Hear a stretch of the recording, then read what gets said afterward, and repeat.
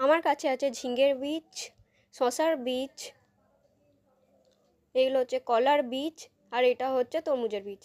আমরা এখানে নিয়ে নিয়েছি ম্যাঙ্গোর বা মাজা যেটা হয় সেইটা কৌটোগুলো। এটা যেই দিকটা পাইপ আছে সেই দিকটা নেব না, কারণ ওইখান থেকে ওয়াটার লিক করবে। এই ধারটা নেব, এটাতে ওয়াটারটা ভালো থাকবে। এর মধ্যে আমি সব বীজগুলো ঢেলে দেবো। এটা হচ্ছে শশার বীজ, এটা হচ্ছে কলার বীজগুলো, এটা হচ্ছে তরমুজের বীজ, আর এগুলো হচ্ছে ঝিঙের বীজ। এগুলোকে আমি সব জল দিয়ে রেখে দিয়েছি। ওটা সারা রাত রাখবো আমরা ভিজিয়ে। তার আগে আমরা কাপড় নিয়ে নিয়েছি, এই কাপড়টাকে ভিজিয়ে সব বীজগুলোকে ভালো করে দিয়ে ফোল্ড করে নিচ্ছি।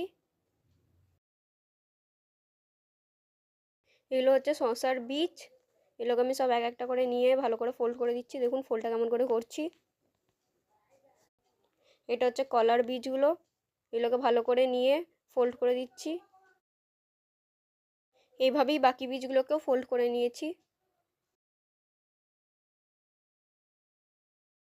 এইগুলোকে ভালো করে ফোল্ড করে আমি একটা পলিথিনে ভরে নিচ্ছি, যাতে এটা এয়ার টাইট থাকে।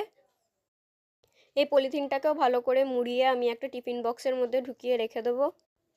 এর রেজাল্টটা আপনাদেরকে 7 দিন পরে আমার চ্যানেলেতে দেখাবো। ওইটা দেখার জন্য আমাদের চ্যানেলটা ফলো করে